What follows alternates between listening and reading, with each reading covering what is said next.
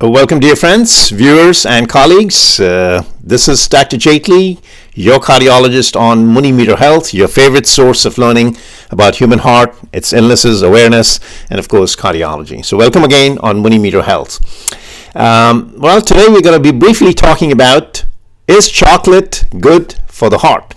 Well, it's commonly, a myth that anything that's good for the taste may not be good for the rest of the body, but in general, that's the rule. You're right. The sweets are not good, salt is not good, as you know.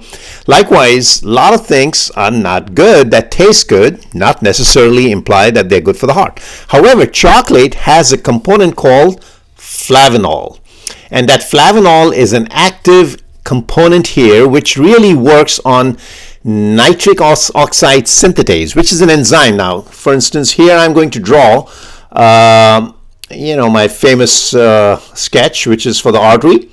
And if you were to look at the arterial plaques, for instance, they would look something like this. Obviously, over the years, they tend to develop. And when they've developed, you'll see that the plaques will form the lining inside of the endothelium. Now, initially, these plaques are reversible, then they become irreversible, obviously. And once they become irreversible, then these plaques will stay. And that is atherosclerosis, which is a permanent plaque. So over a period of time, these platelets and fibrins we can show in different colors that will sort of accumulate here. The LDL particles will get oxidized, and that's where the plaques will form. So having said that, the vasoconstriction and vasodilatation. Vasoconstriction is inwards and vasodilatation, as you know, is outwards. Okay, so this is vasoconstriction, this is vasodilatation right here. So outward is vasodilatation. That capacity for the vessel, which is autonomically present, that pulsatile way which through which the artery actually sort of contracts and relaxes as the blood flows through in this direction, is minimized or lost over a period of time once the atherosclerotic plaque sets in. So the whole idea is wanting to see if you can actually still continue to have that vasomotor action. Flavonoids, which work via the nitric oxide synthetase, which is present in these endothelial cells, that is making these things more, potentiates the action. So as a result, the vasodilatation will occur. Now that's a desirable effect, especially if you were to look at the coronaries.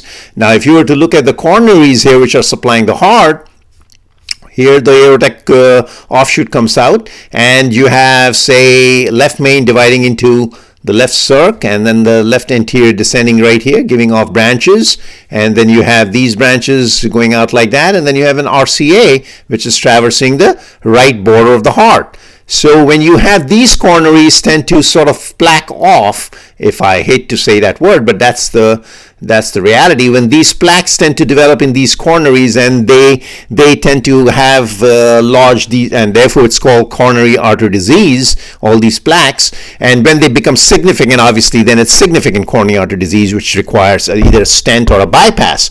So the point is that flavanols in general tend to make the vasomotor action happen at these plaques. So as a result, the stenosis could be, to an extent, lessened. It may not be totally attenuated, but the fact is that it may be lessened. So the cardiovascular disease is actually benefited by taking flavanols, in other words, taking chocolates. But you have to take large amount of chocolate. But again, that comes with a lot of fat and a lot of calories, so you have to be very careful. But again, this is a short video where we just want to discuss how chocolates can be good for the heart. So, it's always nice to take chocolate before, soon after dinner, a small piece, and that helps. Now, chocolates, if you combine with olive oil. Now, here is another good thing, that especially the extra virgin olive oil, if you were to use, that tends to potentiate the action of the flavanols. As a result, the vasodilatation can be even further perpetuated. Now, there is a common myth, by the way, the dark chocolates are better, the milk chocolates or the white chocolates are not as good. But remember, the dark chocolates, they require a lot of alkalinization. Okay, so you have to have an alkali potash as a compound, which really improves the taste and of course the appearance. The chocolates will really look dark, but it defeats the whole purpose of flavonoids. So the flavonoids could be negated. In other words, they may not be as functional. So the active gradient, remember, in the chocolates is flavonols, which is beneficial to the cardiovascular system. Another myth that's commonly seen, because caffeine contains a lot of cocoa or chocolate, which is the flavonols.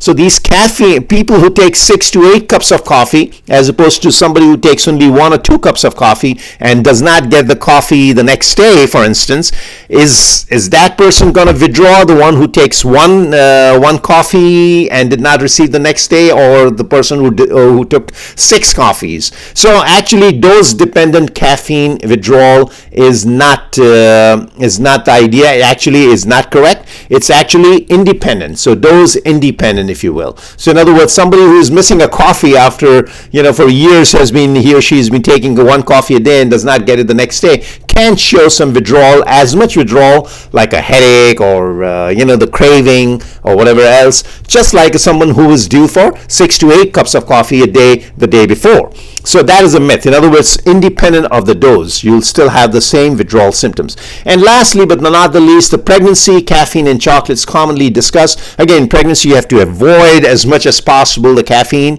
and chocolates definitely. But if someone wants to take a tea or caffeine, then at that point it has to be in a very, very small amount.